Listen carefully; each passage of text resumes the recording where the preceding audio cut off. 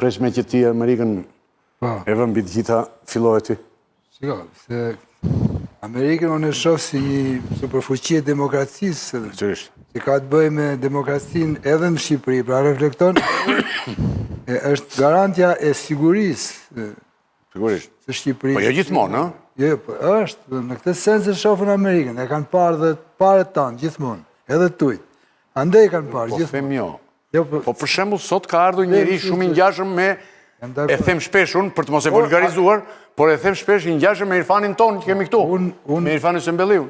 Po vetëm estetikisht ama. Edhe mëndërisht të Bushati. Amerikën shohim në timin e gjerë fjalës, si një vend. Pastaj atje pushtetet ndrohen, ka raste që vjen një parti, një president, një mazhorancë, senatit e kongresit. Tani jemi tek qeverisja Trumpit dhe jemi tek kjo qëndrimi ndaj zgjedhjeve që është publikuar kësaj jave. Qëndrim shumë i shkurtër, konciz, duket se është shtrydhur ylli si deklarat. Pra është parë me grup pune dhe është hequr çdo gjë, më është parë disa herë dhe ka ngelur kjo që ka ngelur. Ndallim me deklaratën e para 4 vjetëve, këtu janë hequr emrat, për shumë që se e thatë ju, para 4 vjetëve, uroj Edi Rama, uroj edhe Lulzim Basha, uroj edhe populli shqiptar, ishin të tre. Janë hequr emrat dhe urohet vetëm populli shqiptar. E ka pas dhe ajo para këtë urimi. E kishte pjesë, po. Uronte edhe Edi Ramën dhe Luli Bashën. Po, edhe të dy bashkë. Pas të fliste pak edhe për prioritetet e Shtetet Bashkuara në atë kohë për luftën kundër korrupsionit dhe vendosjes ligjit, këto ngelin dhe tani, sepse kur thot deklaratat tanishme që do vazhdojmë njëjtën politik, pak a shumë ngelin kjo politika që ka të bëjë me sundimin e ligjit në Shqipëri. Tani sa i takon debatit këtu, unë mendoj se kjo është një deklarat e cila është, si më thënë, win-win, po them kështu, më thënë, po duan me e pa kështu. Mund të shohin dhe kështu. Është një deklarat e cila ka, si pas opinionit tim, ka dal nga ballafaqimi i dy grupeve, që aktualisht janë në SBA dhe që kanë lidhje me Shqipërinë. Dy grupet tjenë, marë dy grupet me ne thua... Po, se ata kanë prodhuar, për mendimin tim. Se me ndër në një fshat i vogël jemi? Jemi, po disa njerëz kanë interesa këtu, se kena dy grupe. Një është grupi Sazanit, po që unë. Grupi Sazanit, po, dhe për shumë akoma, se është më poshtë. Ajo pjesa është më e madhe, ajo. Zvërnetit. Zvërnetit është. Një është grupi... Grupi Sazan Zvërnet? Një është grupi i 6 milion... 6 milion euro. Dolarëve tani, që është grupi i lobingut. Të dy kanë peshë, dhe më dhe njëri grup ka peshë në familjen e Trumpit. Se po e flasim tamam, se për të mos... Më bukur se që fute, mi po këto 6 miliona mund të mundin në thuaj... 1,4 miliard. Njëri grup është në familje, tjetëri grup është kryesisht në pjesën e administratës. Ne kemi kuptuar që lobimi 6 milion dollar, dhe më thënë, bëhet nga një kompani ku është vajza e shefes e personelit të presidentit Trump, e Suzanës. Pra vajza është të pjesë e lobingu që mendohet se ajo do ndikoj përmes nënës.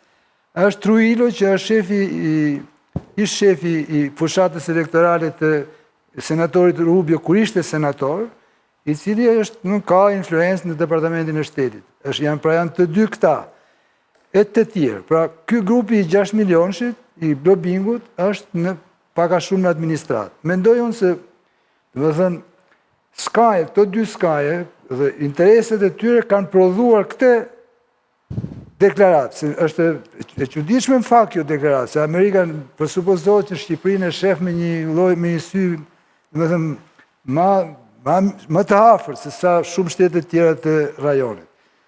Dhe kanë prodhuar një deklaratë e cila uron popullin shqiptar dhe është korrekte këtu apo jo. Urimi tashi unë nuk e di a ka priti Edi Rama që ta urojnë me emër. Ma merë mene se nuk ka prit, po të kishtë ndodhë, në i qudis do kishtë qenë. A i do të kështë emrin, edhe unë kështu mendoj. Në qoftë se a i do të mendon të fort të punë emrit, unë jam i bindu i do të kështë vendosur. Po nuk...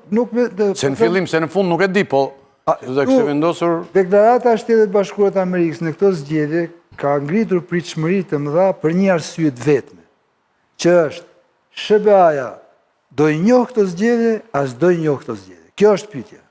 Pastaj, po do flasim pak më vonë. a jepet kjo përgjigje me një fjalë? Do me thënë, okej. Por e fundit që kam. Do së që fundit që do vazhdojmë? Do vazhdojmë. Do vazhdojmë dhe më pas. Se mund të them diçka. Po? Jo, kur ta mbaroj deklarata... Sigur të thoshte edhe Bushati, diçka dhe pastaj ti që... Do themi më vonë se kush përfiton nga kjo. Po.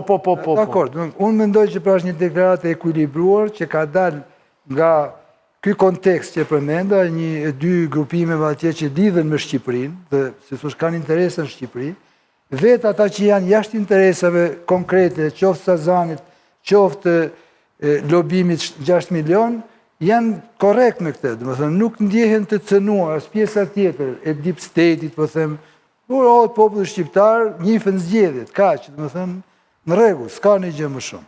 A mendoni ju se kemi një ndryshim? Patjetër, vazhdojmë. Po, një ndryshim të një administratë tjetër që ka ardhur. Patjetër, ka ndodhur një ndryshim i madh në Amerikë, me ardhen e presidentit Trump. Dhe nuk merr përsipër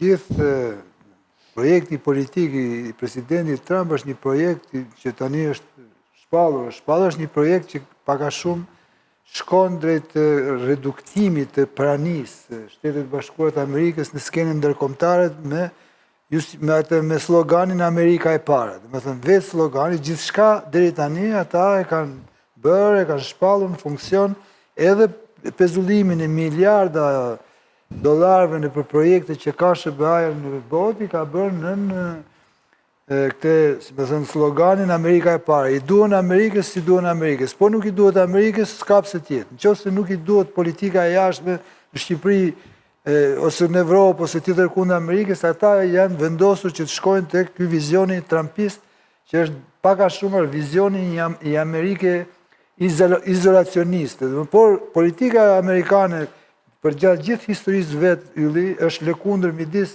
tendencave izolacioniste dhe tendencave të Amerikës si lider botëror. Dhe në fakt Amerika e madhe është bërë në hapje, jo në mbyllje. Dhe ne po shikojmë që... Si në hapje është, hapur Amerika? Amerika e madhe... është bërë në hapje, po. Hapje, jo në mbyllje. Por Trumpi ka mendimin e vetë. Të gjitha nismat e tij deri tanishme kanë ndeshur pengesat mëdha, qoftë nga struktura e shtetit amerikan, e gjykatave amerikane sidomos, qoftë edhe nga kundërpërgjigjet që ka marrë. Ju përmendet Kanadan. Kanadaja është përgjigjur, ka thënë kryeministri i ri kanadez, ka thënë që Kanadaja nuk është në shitje. Si do ta zem nuk e pranojnë ato. Sa ata s'kam se e pranojnë herë, se kush do i sulmoj Kanadan? Kanadan vetëm i sulmoj SBA-ja. Por me Meksikën gjithashtu, me Panaman, me Evropën, është në një konflikt, është në një bisedime janë, por një bisedime të ashpra, dhe me thënë, në lidhje me tarifat. Pra është një, atje po zjen një politike cila, që është e vërteta, nuk po e hapë rrugën, si që është pritur. Dhe duket sikur në Amerikë, politika e re tani, e presidentit Trump, dal nga dal, po bie në shtratin e vetë klasik, se shikon, nuk shef perspektiv tjetër kund. Qoftë edhe në marrëdhëniet me Rusin, në lidhje me premtimin solem të ndalimit luftës, për 24 Putini ka planin e vetë, në qoftë se thotë, ti mbështet mu i thotë, që unë të marrë gjitha të pjesën që ka marrë në Ukrajinë, t'i ve kushtë të Ukrajinës, mirë se të vishë si negociator, po tani për e fundit. Për të artë të Shqipëria jonë, të ke vogla jonë, shiko, në këto zgjedhje ka pas, se ne Trumpi nuk ka pas shumë Amerikë, të me kemi mirë ne. Dakor, në këto zgjedhje kishte shumë Amerikë në Shqipëri, nuk kishte pak, sepse bile kemi një prani që s'ka ndodhë kur nuk ka ndodhë që emisar për qujo, ose përfaqësues, ose Amerikanë, që ata ishin si grup PR-i, po u komportun më shumë se grup PR-i, si përfaqësues të Trumpit. Më thënë, shefi i strategjisti Trumpit, Trumpi, foli si Trumpi, uroj shefin e kabinetit Trumpit nga mitingu, ju dha mikrofoni, s'ka ndodhë kur, ylli. Një herë është dhe mikrofoni ambasadori Amerikanë në 92-shin që kishte përgjigje për kontekstin e kohës dhe s'ka ndodhë ma. Pra kishte shumë Amerikë, që është e vërteta, por ndo pastaj rezultati ishte ai që ishte, akoma këtu tek ne, edhe gjithë klasa politike, partitë politike, presin shumë nga Amerika. Nuk e dim që do ndodhë, se Amerika është në tërheqje tani, për momentin është në tërheqje, por mendimi im është ky, që politika amerikane në rajonin ton dhe në Evropë do kthehet me pa tjetër në shtratin tradicional. Nuk ka rrugë tjetër. Nga kjo, ne do përfitojmë. Jo se Amerika duhet tjetë tutorja, ne do i bëjmë zgjedhjet vetë. Jo se Amerika duhet i mbajë dorën kujt. Mos edhe nuk na kthehet. Mos harrojmë një gjë, Ylli, se protagonizmin amerikan e kanë prodhu problematikat e vendeve, kryesisht. Nëse vendet nuk kanë problematika për negocime, për ndërmjetësim, nuk ka e të bëhet që sharake protagonizmi. Pra thelbësisht, protagonizmin e SBA-ve në Shqipëri dhe në Kosovë e kanë prodhu problematikat e brendshme. Tash le të imagjinojmë sikur këto problematikat ngelin. Që Shtetet Bashkuara vinin te këto problematika, futen aty dhe pastaj kur ikin, lënë presidentin që kanë zgjedhur ata në Afganistan, mbledh të gjitha paratë që ka vjedhur, që gati i bie avioni, aeroplani nga pesha e parave të vjedhura, qaratiset e lënë dhe bënë lesheli vendi, kur ikën ai, Bideni, nga Bideni ikën, le ta lëm Trumpit, ikën ata, dha urdhër për të ikur, një minutë. E tha pra Trumpi para pak ditë, nuk do të çemo demokraci me ushtrin në përvendit tjera. Dhe merr e bën atë vend copa, e lë ashtu pastaj vjedh parat ai që ka qenë president në hijen tënde, dhe e bën copa. Imagjino pa ta. Unë mendoj që këtë boshllëk që mund të krijojë Amerika me këto që edhe në një deklaratë ku nuk përmendet fjala demokracia asnjëherë, është shqetësuese. Mendoj se këtë boshllëk do mbush Bashkimi Evropian, se këto vendet tona nuk janë akoma... Po, dhe ka një kontekst që ti do të vesh aty, dhe Bashkimi Evropian dhe kjo është normale. Nuk janë gati që të... Po nuk i rau gruaja dhe këta. Pa ndërmjetësim. Po nuk i rau gruaja dhe këta dhe në fund të gjithë. Nuk kemi ne një elit politike kaq të kulturuar, kaq të iluminuar, sa ta njohim njëri tjetrin si kundërshtar, të respektojmë njëri tjetrin si kundërshtar, të gjejmë arsye tek njëri tjetri dhe si kundërshtar, të dim gjenë momentin kur duhet merremi vesh, kur ndahemi, jemi shumë larg këtij standardi.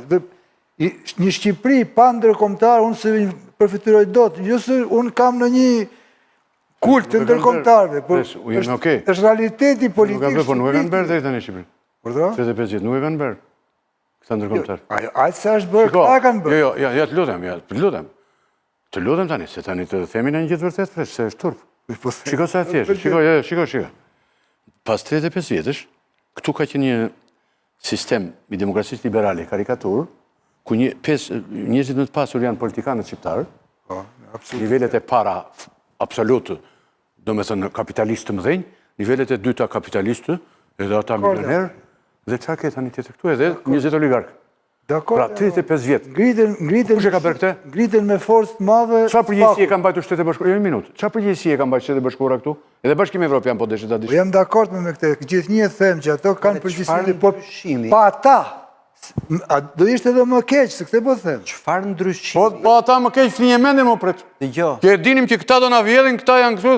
Jo, ata vinë ata tani dhe ne justifikonin dhe të mos predikojmë. Më gjeni të lutem, çfarë ndryshimi ka Shqipëria amerikane me autokracinë e Ramës nga Azerbajxhani rus me, si e ka ai se ndoli nga mendja, presidenti i përjetshëm i Azerbajxhanit. Pra, dhe Rusia në Azerbajxhan dhe Amerika në Shqipëri kanë provuar të njëjtin model autokratik. Vetëm njëri me atlete, tjetri me mustaqe.